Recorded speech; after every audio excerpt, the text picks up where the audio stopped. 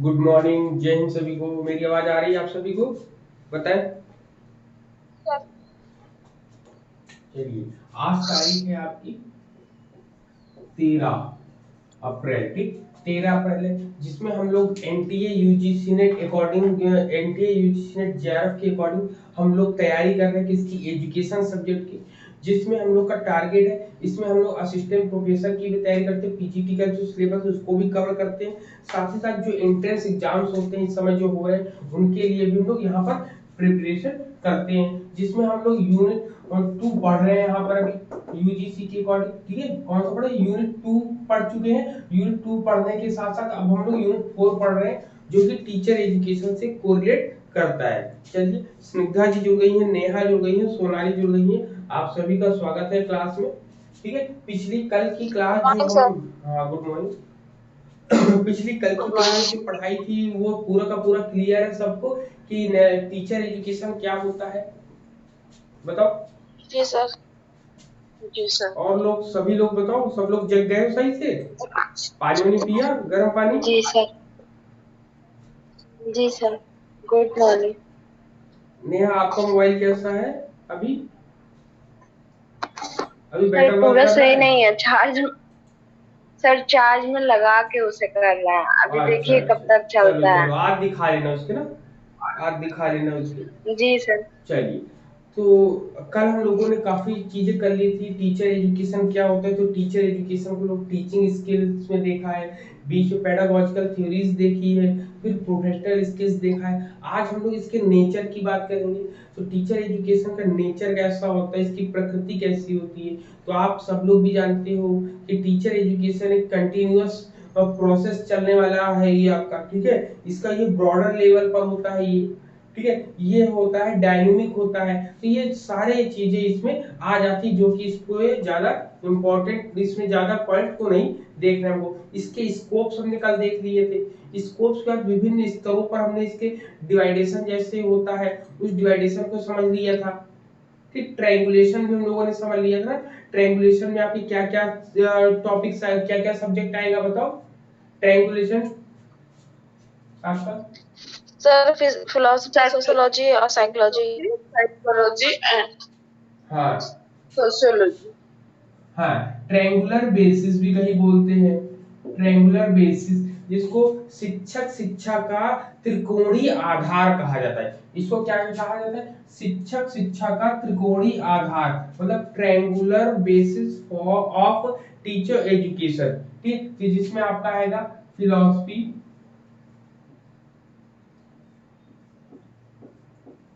Philosophy आएगा, sociology, logy आएगा, और साइकोलॉजी है। ठीक, साइकोलॉजी आएगा, एक दो तीन, ये तीन आते हैं। तो यहाँ पर ये हम लोगों ने ट्रायंगुलेशन बेसिस की बात कर ली थी। फिर इसके बाद हम लोग देखते हैं, फिर एस्पेक्ट ऑफ टीचर एजुकेशन की बात करेंगे। तो एस्पेक्ट ऑफ टीचर एजुकेशन में आता है कि शिक्षक शिक्षा से पहलू क्या क्या इंपॉर्टेंट चीजें हुई। तो कौन शिक्षक बने, तो एक शिक्षक, एक अध्यापक जो है एजुकेटर होगा वहां पर। मतलब किसको पढ़ाना है, छात्रों को, शिक्षक छात्रों को पढ़ाना है, क्या पढ़ाना है, कंटेंट पढ़ाना है। हाउ टीचिंग की, तो मतलब टीचिंग की स्ट्रेटजीज उन लोग को बतानी है। तो ऐसे अनेक चीजें हम लोग को मिलती है वहां पर। क्लियर, यहाँ पर ये सब चीजें हम लोगों ने बता दी। फिर इसके बाद हम लोगों ने डिवाइडेशन जिसका सर। कर लिया था। सर। बोले, हेलो। बोलिए बोलिए। सर। सर डिफरेंट लेवल पे वो आपने जो बताया था कि प्री प्राइमरी, प्राइमरी, सेकेंडरी और हायर एजुकेशन। हम्म, हायर एजुकेशन में सर हायर सेकेंडरी एजुकेशन होगा ना, क्योंकि 9 to 12 रहेगा। बताया था मैंने कल की डेट में, आप शायद आपका स्किप हो गया था। मैंने बताया था सेकेंडरी और हायर एजुकेशन के बाद बीच में जो है हायर सेकेंडरी आता है, जिसकी एलिजिबिलिटी जो है जो सेकेंडरी की होती है वही हायर सेकेंडरी की होती है, इसलिए इसको इंक्लूड कर दिया गया था ना। लेकिन याद ये रखना कि अच्छा जी। सेकेंडरी में आपका क्लास 6 से 8 तक जाता है, हायर सेकेंडरी आपका 9 से 12 तक जाता है। ठीक, ये बताया था मैंने कल क्लास में। जी सर। ठीक, तो इतनी सर चीज। यहाँ हायर एजुकेशन ही रहेगा कि हायर सेकेंडरी नहीं नहीं, हायर एजुकेशन रहेगा? एजुकेशन रहेगा, वो इतना ही बताते हैं आपको। ठीक है, यहाँ पर इतना ही बात। अच्छा। अब हम लोग पढ़ेंगे क्या, आज की डेट में पढ़ेंगे types, types of teacher education. क्या पढ़ेंगे, टाइप्स ऑफ टीचर एजुकेशन। चलो, टाइप्स ऑफ टीचर एजुकेशन जब पढ़ेंगे तो टाइप्स ऑफ टीचर एजुकेशन में देख लो क्या क्या चीजें आपकी आएंगी।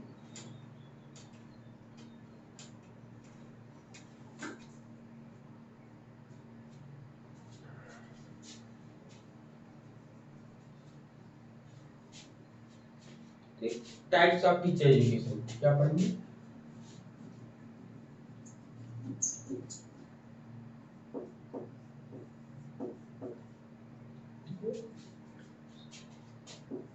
Types of teacher education. ठीक है, टाइप्स ऑफ टीचर एजुकेशन जो आप पढ़ोगे तो टाइप्स ऑफ टीचर एजुकेशन में सबसे पहले इसमें मुख्य रूप से कौन कौन से टीचर आएंगे बताओ। सबसे टाइप्स ऑफ टीचर एजुकेशन अगर आप देखोगे, प्री सर्विस टीचर, हाँ, pre service, in service, service. सबसे पहले आपके दो दो तरीके के टीचर्स आएंगे आपके, एक सेवाकालीन और एक सेवारत होते हैं। ठीक है, कौन से होते हैं, एक सेवाकालीन और एक सेवारत। मतलब कि इसमें प्री सर्विस आएगा सबसे पहले, प्री सर्विस टीचर एजुकेशन आपका आएगा। फिर आपका नेक्स्ट आएगा इन सर्विस, इन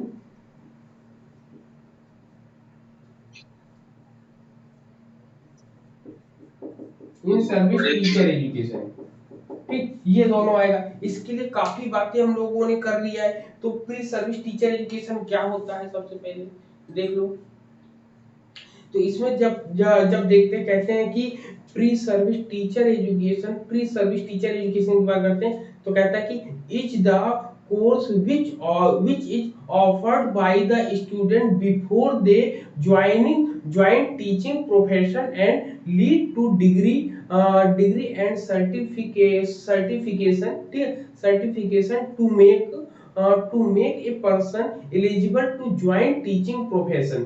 मतलब सेवा पूर्व शिक्षक शिक्षा में वह पाठ्यक्रम है, सेवक शिक्षा पूर्व जो है वह पाठ्यक्रम जो क्या करता है, शिक्षक बनने के लिए आपको प्रदान करता है। मतलब इसमें छात्रों द्वारा शिक्षण के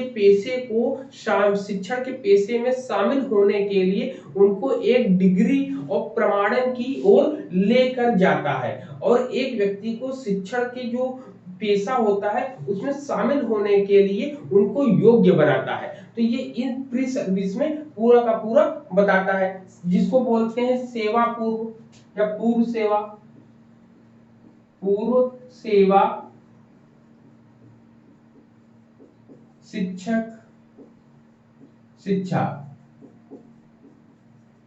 ठीक, शिक्षक शिक्षा, पूर्व सेवा या सेवा पूर्व शिक्षक शिक्षा की हम लोग बात करेंगे यहाँ पर। ठीक है, तो ये हो गया आपका। जबकि आपका इसमें सेवारत, सेवारत शिक्षक शिक्षा, शिक्षक। अगर हम इसको इंग्लिश में लिखना चाहेंगे, इंग्लिश में बोलना चाहेंगे तो क्या बोलेंगे बताओ, इंग्लिश में क्या लिखेंगे, प्री सर्विस और इन सर्विस को बिफोर क्या लिखेंगे, बिफोर, ठीक है, क्या लिखेंगे, before they join, they, before joining, हाँ, before they join teaching profession, teaching profession. ठीक है, टीचिंग प्रोफेशन।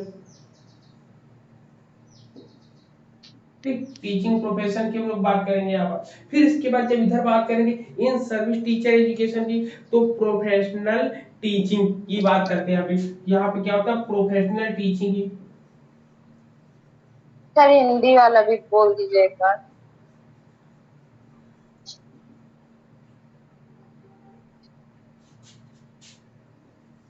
प्रोफेशनल टीचिंग की बताते हैं हिंदी में, प्रोफेशनल टीचिंग की बात करते हैं। फिर इसमें स्टाफ डेवलपमेंट एफर्ट एफर्ट की बात करते हैं। इसमें स्टाफ, सर ये नहीं होगा after joining the service, after, before, हाँ, इसको आफ्टर ज्वाइनिंग द सर्विस बोल सकते हैं। ये तो है, आफ्टर ज्वाइन, ठीक है, after join they they teaching profession, they teaching जी सर। प्रोफेशन, ठीक है, ये हो जाएगा। ये तीन तो इसमें जो है प्रोफेशनल टीचिंग, आप प्रोफेशनल रूप से टीचिंग में आ जाते हो, जबकि यहाँ पर आप सीखते हैं। इसमें कहते हैं कि प्रोफेशनल शिक्षक के भी है, शिक्षक के उसमें आने से पहले क्या कहते हैं, शिक्षण के पेशे में आने से पहले जो भी चीजें आपको करनी पड़ेंगी वो प्री सर्विस में आएगा जी। ये लिखा है ना, इसका हिंदी यही है, शिक्षण में आने से पहले जो है, शिक्षण के पेशे में आने से पहले की तैयारी, और शिक्षण में आ जाने के बाद जो होता है ये है आपकी पूरा। इसमें प्रोफेशनल रूप सर से आप टीचर बन जाते हो। हाँ बोले। सर ये जो in service teacher train education लिखा है, इसके नीचे हिंदी में क्या लिखा, सेवारत हाँ, सेवारत शिक्षक शिक्षक। शिक्षा, शिक्षक जी शिक्षा, सर। शिक्षक शिक्षा, ठीक है। यहाँ पर इतनी चीजें क्लियर हो गई, पूर्व। ठीक है। इन सर्विस टीचर हाँ सर। एजुकेशन की अगर हम बात करें, सबसे पहले तो इन सर्विस कहता है कि an in service programme is a professional training. क्या होता है प्रोफेशनल ट्रेनिंग, या प्रोफेशनल ट्रेनिंग एक प्रोफेशनल टीचिंग, प्रोफेशनल ट्रेनिंग,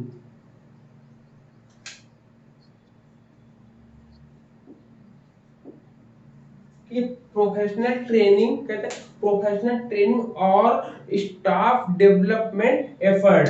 क्या स्टाफ डेवलपमेंट एफर्ट्स होते हैं, आप एफर्ट होता है मतलब एफर्ट होता है, मतलब कि इसमें क्या कह रहा है कि एक सेवाकालीन कार्यक्रम, एक ऐसा जो है पेशेवर प्रशिक्षण, मतलब कि इसी में प्रोफेशनल ट्रेनिंग दी जाती है। जैसे आप वहां पर किसी भी स्कूल कॉलेजेस को ज्वाइन करते हैं तो वहां पे कुछ समय के लिए आपको ट्रेनिंग दी जाती है कि आपको और इसके बारे में जो आप जब टीचिंग करने से आफ्टर प्री सर्विस क्या होता है, प्री सर्विस में आप चीजें सीख कर जाते हो, लेकिन उसके रूल्स रेगुलेशन हर जगह हर स्टेट में अलग अलग होता है। तो उसको सिखाने के लिए क्या कहते हैं, पेशेवर प्रशिक्षण देते हैं आपको, ठीक है। प्रशिक्षण या स्टाफ, ये स्टाफ डेवलपमेंट एफर्ट प्रयास करते हैं कि स्टाफ को कैसे हम इंप्रूवमेंट लाए। फिर इसमें कहता है कि where professional are trained and discuss their work with other in there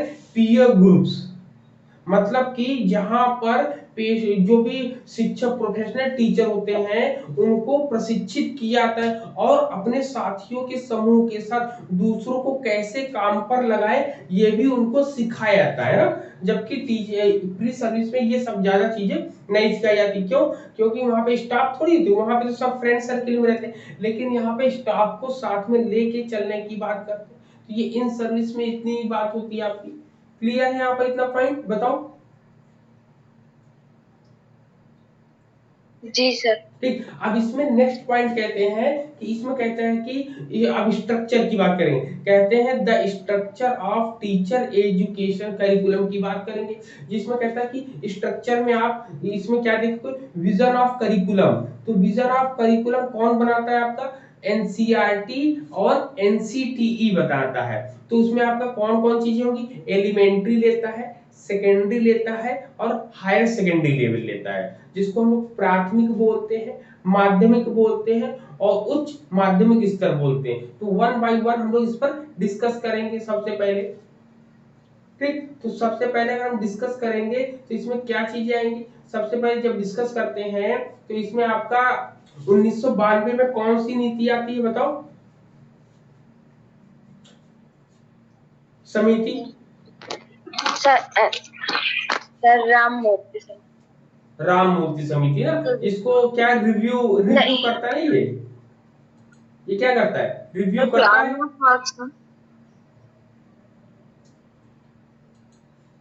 hello जी हाँ सर। सर। सर राम मूर्ति समिति 1990 में आई थी ना। राम मूर्ति सर, समिति प्लान 1990 में आई थी, लेकिन इसमें हम बात कर रहे हैं शिक्षक शिक्षा से संबंधित। जब कोई बात करते हैं तो शिक्षक शिक्षा से संबंधित कौन सी कमेटी जी बनती है, सर। तो याद रखिएगा एनपीई रिव्यू कमेटी। क्या होता है, जी सर। एनपीई रिव्यू, याद रखिएगा, यस। रिव्यू कमेटी, रिव्यू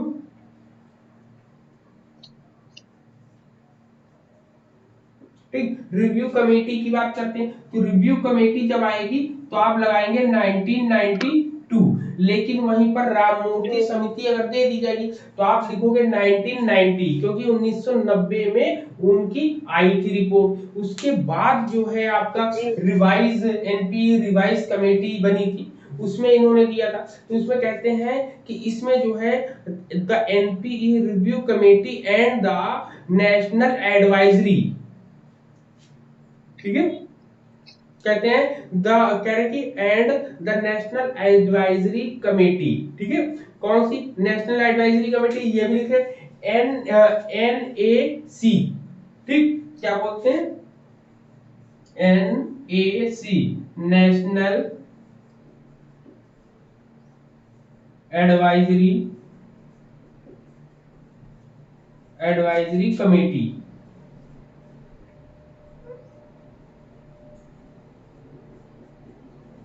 ठीक, कहते हैं national advisory committee on curriculum, on curriculum ना, ऑन करिकुलम, इसको शॉर्ट में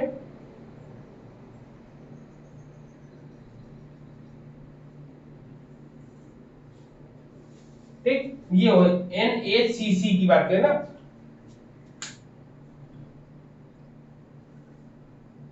ठीक है। हाँ। हाँ, तो इसमें क्या हो जाएगी कि इसमें कहते हैं इसमें कहते हैं कि एनपीई जो समीक्षा समिति बनी थी 1992 में, और क्या करते हैं, और इसमें जो है इनके स्ट्रक्चर की बात करें कि कौन सी कमेटी जो है शिक्षा के लिए काम करिए, तो इसमें बताता है कि एनपीई रिवाइज कमेटी और and national advisory committee on पाठ्यचर्या करिकुलम, इसको हिंदी में लिखेंगे पाठ्यचर्या पर, पाठ्यचर्या पर, ठीक, ये यही होगा, ठीक है, पाठ्यचर्या पर, ठीक, क्या हुआ, पाठ्यचर्या पर राष्ट्रीय सलाहकार समिति, राष्ट्रीय सलाहकार, राष्ट्रीय सलाहकार समिति, ठीक, राष्ट्रीय सलाहकार समिति ने शिक्षा के जो गुण होते हैं, क्वालिटीज होती है, उन क्वालिटीज पर भी बहुत ज्यादा ध्यान दिया है, ठीक है। तो यहाँ पर ये पॉइंट जरूरी है कि आप में कौन इन्होंने इंटरफेयर करता है, सबसे पहले यही दो लोग इंटरफेयर करते हैं और बताते हैं कि टीचर के क्वालिटीज को बढ़ाना है, कहते हैं कि the NPE review committee and the national advisory committee on curriculum lead 1993, ये कब बना था 1993 में, इसको लिख लो 1993, ठीक, 1993 में जो बनी थी, इसमें जो है क्या किया गया था, टीचर की क्वालिटीज को देखा गया था, लिख लीजिए टीचर की क्वालिटी को इसमें देखा गया, दोनों में मिला के ना, दोनों मिला के टीचर की क्वालिटी को देखा गया। तो कहते हैं कि have also draw attention to the need for qualitative reform of teacher education and suggest pursue measures, मतलब कि महत्वपूर्ण बिंदुओं पर ये दो के दोनों बताते हैं। फिर आप क्या कहते हैं, क्या सर वेरियस मेजर, हाँ वेरियस। अब देखिए इसमें पॉइंट क्या मिलते हैं, की पॉइंट इसमें कहते हैं कि जब ये दोनों मिलकर काम करा इन लोगों ने, कि रिव्यू कमेटी ने रिकमेंड किया, अब देखिए याद रखिएगा एनपीई रिव्यू कमेटी ने एक रिकमेंड किया था, या कह सकते सुझाव दिया था, कौन सा सुझाव था, वो इंटर्नशिप मॉडल अपनाने की सिफारिश करा उन्होंने, कौन सा मॉडल याद रखिएगा, ये लिख लीजिए इंटर्नशिप मॉडल, ठीक, इंटर्नशिप मॉडल टीचर एजुकेशन के लिए है कि इंटर्नशिप मॉडल को इन्होंने क्या किया, कहा कि इसको अप्लाई करो, कह रहा कि the review committee recommend adopting of the internship model for teacher education involving a brief theory theoretical orientation. ठीक है, यहाँ पे कह रहे थ्योरेटिकल ओरिएंटेशन,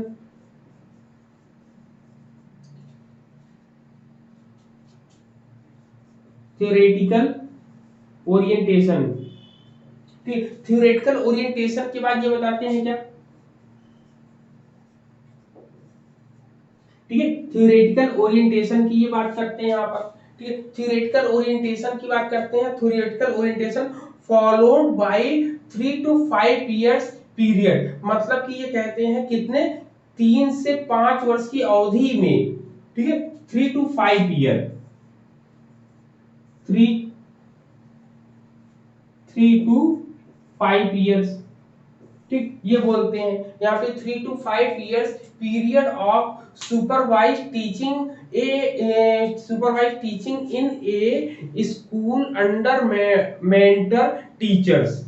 ठीक है, ये बोलते हैं। अब इसको हिंदी में समझते हैं, क्या कहता है, कहता है कि शिक्षा और विभिन्न उपायों का सुझाव दिया इन्होंने रिवाइज कमेटी की समीक्षा समिति ने इसके लिए इंटर्नशिप मॉडल अपनाने की सिफारिश की, जो कि 3 से 5 वर्ष की अवधि के बाद एक संक्षिप्त सैद्धांतिक अभिविन्यास वाली शिक्षक शिक्षा जो है संरक्षकों के लिए तहत एक स्कूल में पर्यवेक्षण शिक्षण कार्य कर सकते। मतलब कि ये कह सकते हैं कि सबसे पहले आपने ये इंटर्नशिप करोगे, इंटर्नशिप करने के 3 से 5 साल के दौरान ही आपको काफी orientation programmes, theoretical orientation programmes कराए जाएंगे, अभिविन्यास कार्यक्रम कराए जाएंगे। इसको अभिविन्यास कार्यक्रम लिख लीजिएगा। ठीक है, अभिविन्यास कार्यक्रम कहलाते हैं। सर इसमें क्या होता है? इसमें टीचिंग प्रोफेशन से संबंधित चीजों को बताई जाती हैं।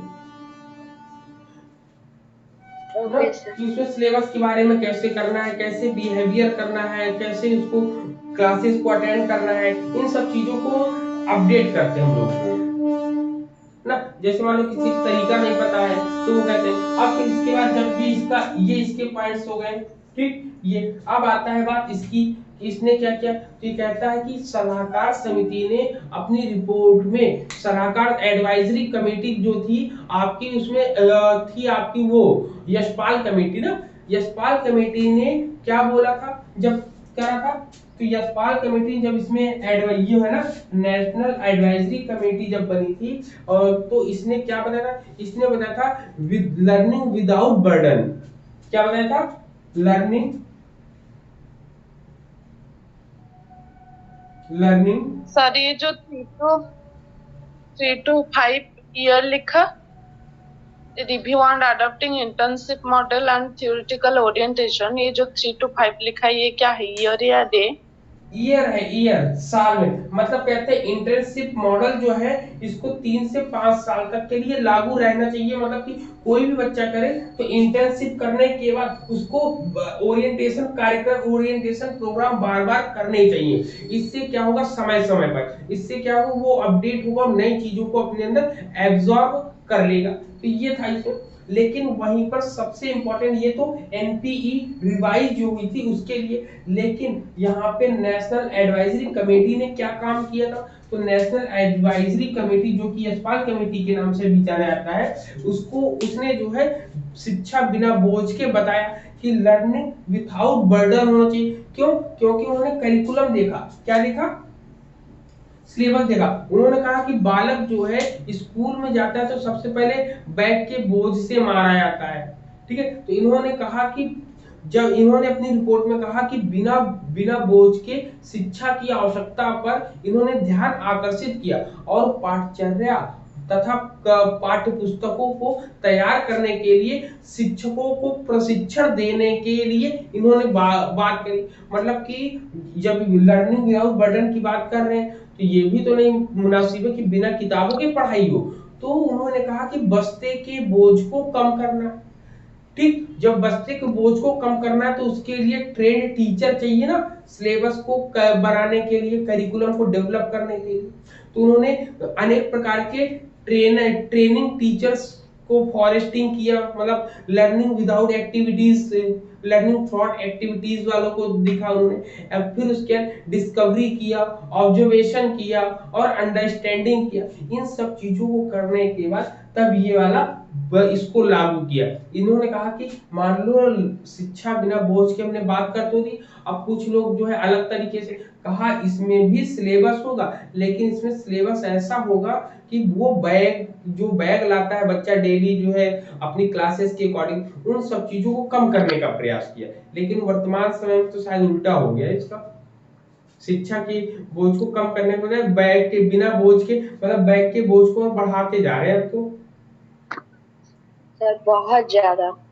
बिल्कुल, बहुत ज्यादा। इसमें प्रॉब्लम क्या होती है, छोटे बच्चे इतनी ढेर सारी बुक्स, इतनी ढेर सारी कॉपियां देखकर डर जाते हैं ना, कि भाई इतना पढ़ना, इतना, अरे उसको छोटा सा दे दो, उसको समझाने का प्रयास करो, खेल खेल के माध्यम से बच्चों को समझाओ, बड़ा मजा आता है उनको समझाने में। अगर उनको समझ में आने लगी आपकी बात, तो वो बहुत ही ज्यादा रुचि से आपकी चीजों को देखेंगे। अब देखिए सर आपको क्या जोड़ा यशपाल कमेटी के साथ?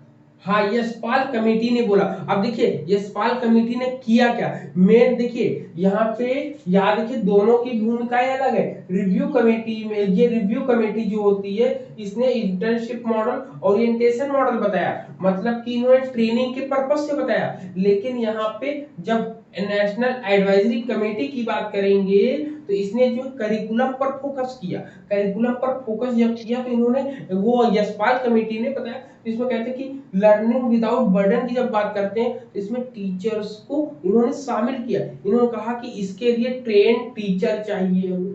ट्रेन टीचर चाहने के साथ साथ इन्होंने बोला कि इसमें जो है इन गतिविधियों के माध्यम से हम किसी भी चीज, इन्होंने पाठचर्या, मतलब कि national curriculum framework on teacher education production for resource material, मतलब राष्ट्रीय शिक्षक शिक्षा के विकास के परिणाम के स्वरूप ही हम इसको पा सकते हैं। ठीक है, आपने पढ़ा होगा national curriculum framework on teacher education, ये कौन है, एनसीएफटीई। क्या है, एनसीएफटीई। ये कब बना था बताओ, यहां शुरुआत तो यहां से कर दी गई थी, लेकिन बना कब था ये बताओ, पढ़ा के गए अभी यूनिट 2 में।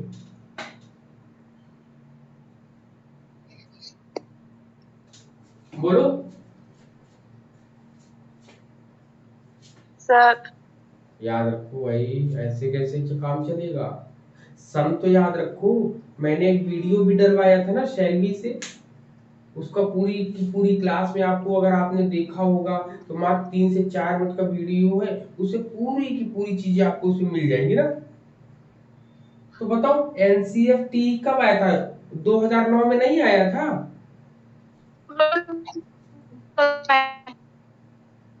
ठीक है, तो याद रखना है एनसीएफटी जो है 2009 में आया था। ठीक है, 2009 में आया था। ये इंपॉर्टेंट क्यों था, क्योंकि इन्होंने केवल शिक्षक शिक्षा पर ही सबसे ज्यादा काम किया था। इनसे पहले 2005 में जो एनसीएफ आया था, उसमें स्टूडेंट के बारे में ज्यादा बात करी थी, स्टूडेंट पर ज्यादा फोकस किया गया था। ठीक है, स्टूडेंट पर ही ज्यादा फोकस किया गया था। ठीक है, क्लियर है, बताओ आई बात समझ में? हाँ बोलो। सर एनसीएफ 2005 में आया था। मैंने पूछा एनसीएफटीई की बात करना, तो एनसीएफ टीचर एजुकेशन की बात करें, कमेटी के साथ जी। ठीक, तो यहाँ पर ये था। अब यहाँ पर इसके स्ट्रक्चर को हम लोग समझेंगे। ठीक है, इतनी चीजें समझ ली कि अब टीचर एजुकेशन के लिए आखिर काम किसने किया, तो हम लोगों को याद होगा कि वहीं पे एनसीएफटी में सबसे ज्यादा बातें करेंगे। लेकिन यह है 2000 आपका 9 में, उससे पहले आपकी इसका बेस कब रख दिया, 1993-92 में रख दिया था, जब रिवाइज किया गया था तब।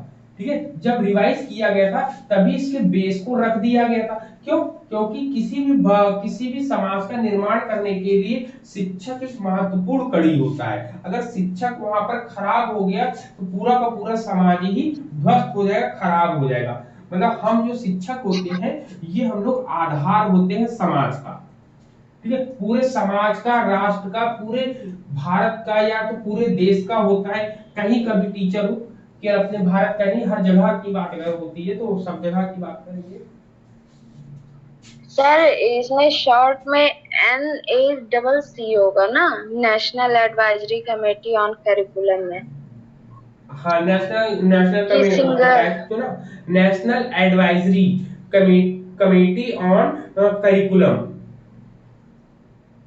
जी सर, लास्ट में CCC होगा ना, उस पे आपने सिंगल C किया था तो इसलिए कंफ्यूज। अच्छा, सिंगल आएगा तब भी आप बता सकते हो, और डबल आएगा तब भी आप बता सकते हो, दोनों तरीके से इसको डिस्कस कर लिया हम लोग। अब यहाँ पे देखते हैं इसके स्ट्रक्चर की बात। क्या देखते हैं स्ट्रक्चर? सर लिखा तो था, बाद में मिटाया दिया। ठीक, स्ट्रक्चर की बात करेंगे तो स्ट्रक्चर में हम लोग देखते हैं, क्या देखेंगे? Teacher education curriculum, structure of teacher education curriculum. ठीक, जब इसकी बात करेंगे तो इसमें क्या होगा आपका? तो इसमें broad curriculum areas in teacher education, मतलब कि अध्यापक शिक्षा से में व्यापक पाठचर्या के क्षेत्रों को देखा जाएगा। इसमें सबसे पहले फाउंडेशन, इसमें जब देखा जाएगा यहाँ पर, ठीक, करिकुलम को जब देखा जाए तो करिकुलम में सबसे पहले ये हम लोग को ध्यान देना है कि स्ट्रक्चर में कौन भूमिका निभाएगा। तो बताओ, जब कभी स्ट्रक्चर बनता है तो यहाँ पे सबसे बड़ी भूमिका किसकी? दो लोगों की होगी। एक आपका NCERT की भूमिका रहेगी, जब कभी टीचरों के लिए क्या बनेगा? सिलेबस बनेगा पढ़ने लिखने के लिए ना, करिकुलम बनेगा। तो NCERT एंड, और किसका मैंने बताया था? NCTE। ठीक, यही दो इंपॉर्टेंट होते, इन्हीं के अकॉर्डिंग ही सब पूरे के पूरे चीजें बनती है। तो इन्होंने तीन तरीके से बताने का प्रयास किया है। सबसे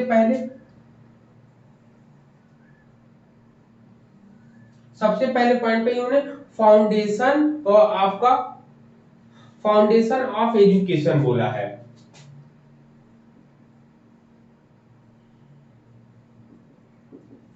फाउंडेशन ऑफ एजुकेशन, ठीक, फाउंडेशन ऑफ एजुकेशन बोला। दूसरा बोला है curriculum pedagogical theory, curriculum and pedagogical theory.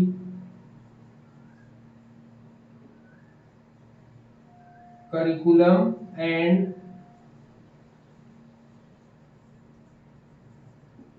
Pedagogical theories, ठीक, यहां पर ये हो गया।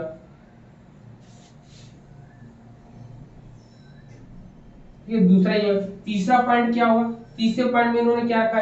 तीसरे पॉइंट में कहते हैं स्कूल इंटर्नशिप बोला है। स्कूल इंटर्नशिप बोलते हैं यहाँ पर, ठीक है, स्कूल इंटर्नशिप की बात करते हैं। तो ये तीन पॉइंट्स इन्होंने इन तीन पॉइंट्स के माध्यम से बताया, जिसमें बोला है, क्या बोला है सबसे पहले पॉइंट में? कंपलसरी क्लासेस, कि इसमें जो है कोई भी बच्चा इसको डिनाई कर ही नहीं सकता है, कोई बच्चा इसको मना कर ही नहीं सकता है कि कंपलसरी क्लासेस होंगी, ये वाला, ठीक है, कंपलसरी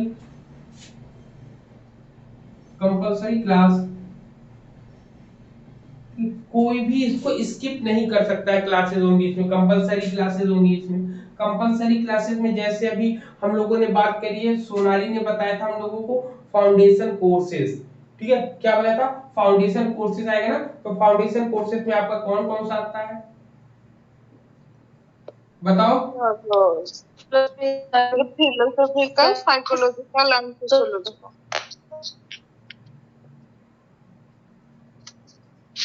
साइकोलॉजिकल और सोशियोलॉजिकल,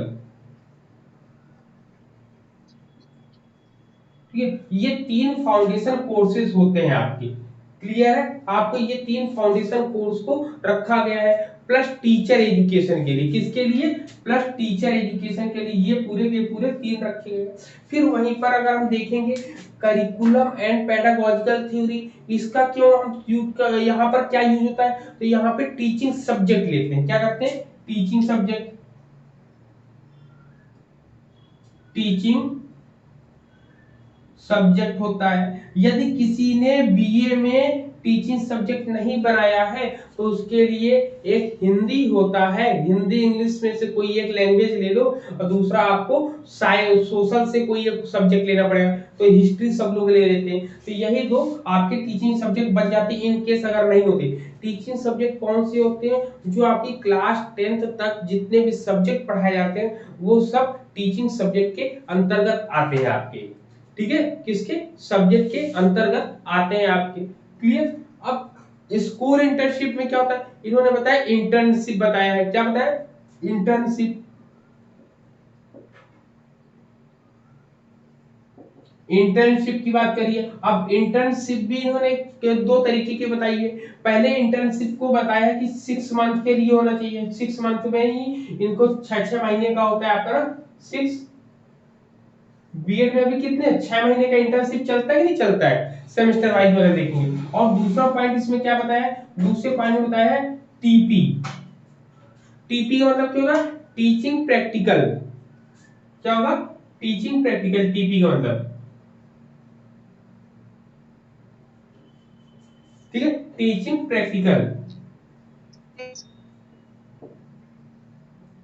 तो यहाँ पर टीचिंग, तो इसमें स्कूल इंटर्नशिप के देखो, अभी इंटर्नशिप में पूछ रही थी नेहा ना कि क्या होता है, देख लो इंटर्नशिप में क्या होता है, कि इसमें 6 महीने की इंटर्नशिप लगाई जाती है, कि 6 महीने में बच्चा जो भी बीएड करता है, ये फॉर बीएड, जब कभी टीचर एजुकेशन आप पढ़ोगे तो टीचर बनने के लिए आपको बीएड ट्रेनिंग लेनी पड़ेगी, बीटीसी ले ट्रेनिंग लेनी पड़ेगी, कोई भी हो, तो ये सब चीजें आपको करनी पड़ेंगी। यहाँ पे ये 3 सब्जेक्ट पढ़ने पड़ेंगे, टीचिंग सब्जेक्ट आपका कोई एक होगा, फिर आपको इंटर्नशिप में जाना पड़ेगा, 6 महीने का इंटर्नशिप होता है, फिर टीचिंग प्रैक्टिकल भी होते हैं आपके वहां पे, ठीक है। तो मेन इतनी चीजें मिलकर आती हैं, तो ये बेसिक कंसेप्ट आपके सामने रखा गया,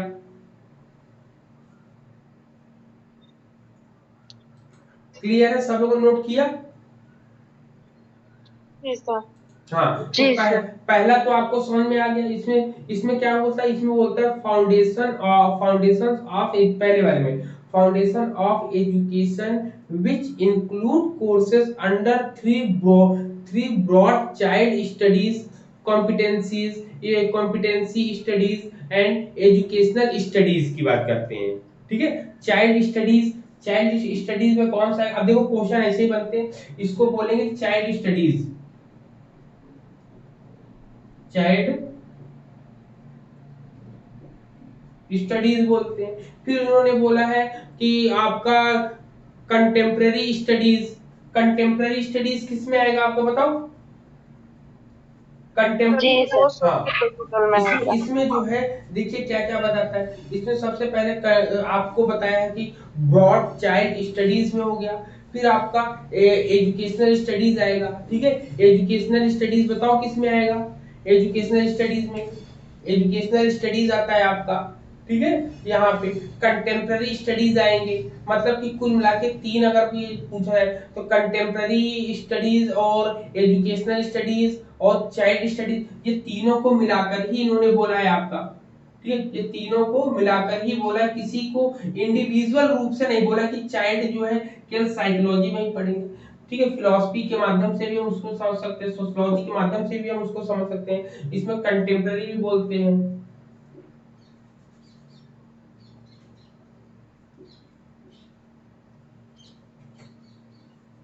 कंटेम्प्रेरी बोलते हैं, और इसको एजुकेशनल स्टडीज बोलते हैं,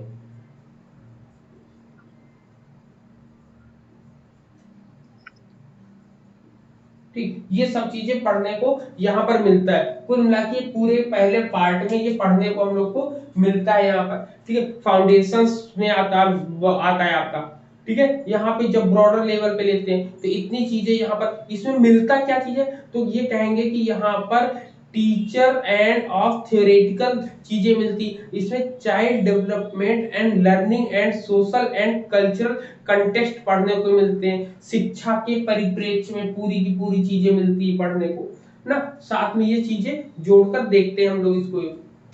ये अगर कोई पूछे कि सर किसको किससे पॉइंट करें, तो ये सही नहीं है कि हम किसको किससे ज्वाइन करें, क्योंकि सब में सब चीजें बात करी जाती हैं। सर हम्म सर ये जो फिलॉसफी, साइकोलॉजी या सोशियोलॉजी है, ये टीचर को सब्जेक्ट पढ़ना रहता है या फिर इसके आधार पे देख के बच्चों को पढ़ाना रहता है? ये ट्रेन किया जाता है, जब कभी बीएड में आप जाओगे तो ये बेसिक चीजें इसलिए सिखाई जाती हैं, ये सबको पढ़ना पड़ेगा, आपका सब्जेक्ट हो अथवा ना हो, आप साइंस के हो, बीएससी में आपने बायो के हो स्टूडेंट हो, मैथ के स्टूडेंट, किसी भी स्ट्रीम के स्टूडेंट हो, आपको ये 3 सब्जेक्ट आपको पढ़ने पड़ेंगे। इसको स्वयं आप इसको समझोगे कि इसको जो है जब कभी क्लासरूम में जाएंगे तो इसको कैसे अप्लाई करेंगे। फिलॉसफी सबसे पहले किसी भी बात को समझाने के लिए बहुत जरूरी है। साइकोलॉजी में कैसे समझाना है, बालक के माइंड को समझ पढ़ना है हमको। फिर हमें देखना है कि हमने अपने आसपास के एग्जाम्पल को कौन से सेट करेंगे। तो ये 3 पॉइंट्स बहुत इंपॉर्टेंट होते हैं किसी भी टीचर के लिए। ठीक, तो ये पहला पॉइंट हो गया। अब बात करते हैं करिकुलम जी एंड पेडागोजिकल थ्योरीज की। तो और इसमें पूरी बोध की होगा पूरी ना चीजें हाँ बोले। सर, जो क्वेश्चन बोले उसका आंसर बोध होगा ना, मतलब पढ़ना है और पढ़ाना भी है। बिल्कुल, यहाँ पर नहीं पढ़ना पढ़ा नहीं, हम लोग तो बीएड बीएड कब करते हैं जब बीए हो जाता है, बीए में या बीएससी में ही हम लोग चीजें अपनी चीजें पूरी पढ़ लेते हैं, लेकिन हम लोग अपनी पढ़ी हुई चीजों को कैसे अप्लाई करेंगे वो हमें तरीका सिखाया जाता है, हमको ट्रेनिंग दी जाती है सर। कि जो आपने पढ़ा है वो सर क्लास में जैसे कैसे हमारा पढ़ाओगे। सर जैसे नेट में है कि पेपर 1 कंपल्सरी होता है, वो सबको करना ही करना है चाहे जिस सब्जेक्ट के हो। ठीक है, हाँ नहीं वैसे मतलब बोले बोले। पर सबका सब्जेक्ट एक। हाँ पर साइंस से मतलब डीएलईडी में साइंस है और मैथ भी है। हम लोग स्ट्रीम अलग है पर हमको भी पढ़ना पड़ता है वो साइंस। इससे बिल्कुल डिफरेंट नहीं है। हाँ, तो यही बताने का मतलब है कि हम लोग जो है साइंस और ये सब चीजें पढ़ कर आए, लेकिन हमको पेडागोजी चीज बस पे पढ़कर जानी है, ये सब चीजें जब बेसिक कंसेप्ट प्रैक्टिकल है, ले लेते हैं इसको पढ़ तभी लेंगे। अलग हो जाता है। हाँ हाँ हाँ प्रैक्टिकल सब्जेक्ट जब पढ़ाना पड़ता है बच्चों को जाके स्कूल में, तभी साइंस स्ट्रीम, सोशियोलॉजी और बायोलॉजी ऐसा अलग ही हो जाता है। हाँ, तो इसीलिए तो इसको 3 भागों में डिवाइड किया गया है। सबसे पहला डिवाइडेशन आपने समझ लिया, अब दूसरे डिवाइडेशन की ओर चलते हैं। इसमें क्या होता है, इसमें जान लो, जब कभी इसमें विजन ऑफ करिकुलम डॉक्यूमेंट की बात करें तो इसमें बहुत सी चीजें हम लोग को मिलती है। तो इसमें आपको टीचिंग सब्जेक्ट मिलते हैं, जैसा कि आपने बताया अभी, यहाँ पे टीचिंग प्रैक्टिकल मिलता है आपने बताया अभी, तो ये सब चीजें यहाँ पर आती है हम लोगों को। ठीक है, यहाँ पे सब चीजें मिलती है। अब आता है कि विजन, क्या देखेंगे, नेक्स्ट पॉइंट देखेंगे विजन, नेक्स्ट पॉइंट देखेंगे विजन। सर टीचिंग सब्जेक्ट में क्या क्या आएगा? बताया ना, हाई स्कूल लेवल के जितना भी पढ़ाया जाता है वो विजन। ठीक है, विजन इन विजन उस दिन बताया भी था, एक दिन और भी, विजन इन करिकुलम, करिकुलम और development. History, geography, physics and political science 5 ही बताए थे। 4 बताए थे social and subject, economics. 4 social subject बताए ना आपका, हिस्ट्री, इकोनॉमी, ज्योग्राफी और पॉलिटी। ठीक, ये 4 सब्जेक्ट जो है वो सोशल के सब्जेक्ट कहलाए जाते हैं। ठीक, अब देखिए विजन जब देखेंगे, करिकुलम डेवलपमेंट का जो विजन होता है, विजन में क्या क्या चीजें आती है। विजन में सबसे पहले इन्होंने बोला है कि curriculum areas constitute the common core curriculum for teacher education programme across stages. अब कौन कौन से स्टेजेस में आपको ये चीजें पढ़नी पड़ेंगी, तो सबसे पहले वो होता है प्री प्राइमरी में, प्री प्राइमरी के लिए ठीक, सबसे पहला प्री प्राइमरी के लिए, फिर दूसरा बोलता है एलिमेंट्री के लिए,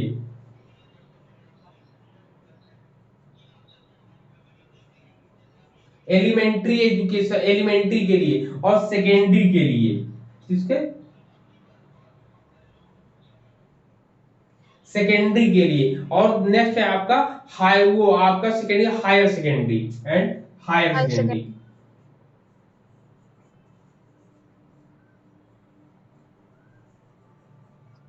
ठीक, हायर सेकेंडरी के लिए। तो इतनी चीजें हम लोग यहाँ पर आपको पढ़नी पड़ती है यहाँ पर। ठीक, यहाँ पर इतनी चीजें पढ़नी पड़ती है हम लोगों को।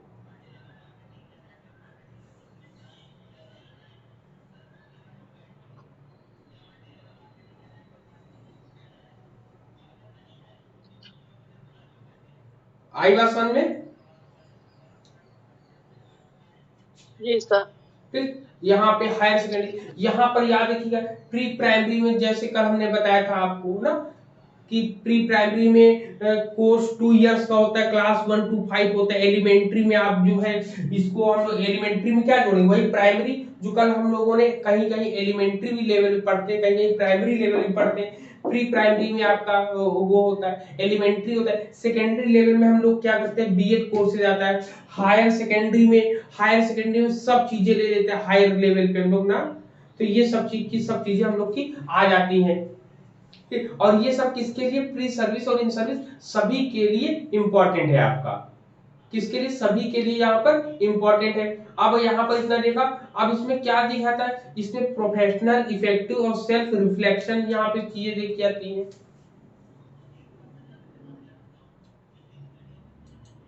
ठीक है, ये इतने पॉइंट्स क्लियर है, बताओ सभी को कि यहाँ पे करिकुलम डेवलपमेंट में इन सब चीजों को देखा जाता है यहाँ पर। जी सर। ठीक ठीक।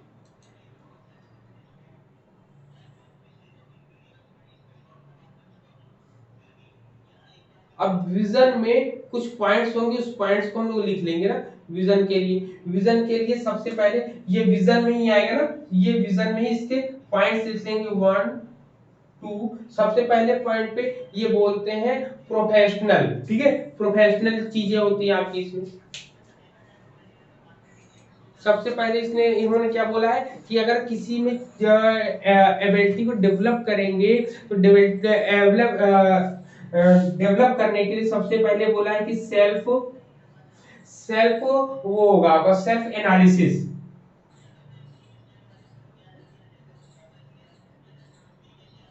सेल्फ एनालिसिस होगा। फिर सेकेंड पॉइंट पे आपका हो जाएगा सेल्फ इवेल्युएशन हो जाएगा, सेल्फ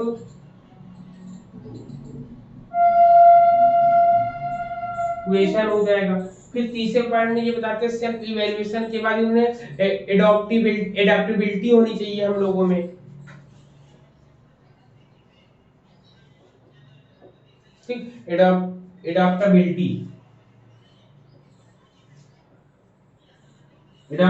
होनी चाहिए। एडाप्टेबिलिटी के साथ फ्लेक्सिबिलिटी होनी चाहिए हम लोगों में। क्वालिटीज इसमें बता रहे कि विजन में आपका करेंगे तो विजन, ठीक है, ये चीज हो जाएंगी। तो अनेक चीजों को जो मतलब टीचिंग प्रोफेशन को इजी बनाए, उन सब चीजों को जोड़ने की बात यहाँ पर ये करते हैं हम लोगों में। ठीक है, ये सब चीजें जोड़ने की बात करते हैं। क्लियर है इतना पॉइंट, बताओ सबको। सर जी सर, फ्लेक्सिबिलिटी बोले हैं ना चौथा पॉइंट। फ्लेक्सिबिलिटी, हाँ फ्लेक्सिबिलिटी होती है।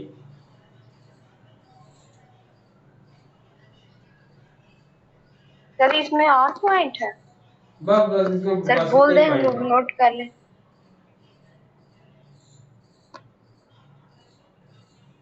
ठीक है, इतनी चीजें यहाँ पर हम लोगों ने इतनी चीजें को डिस्कस कर ली है ना।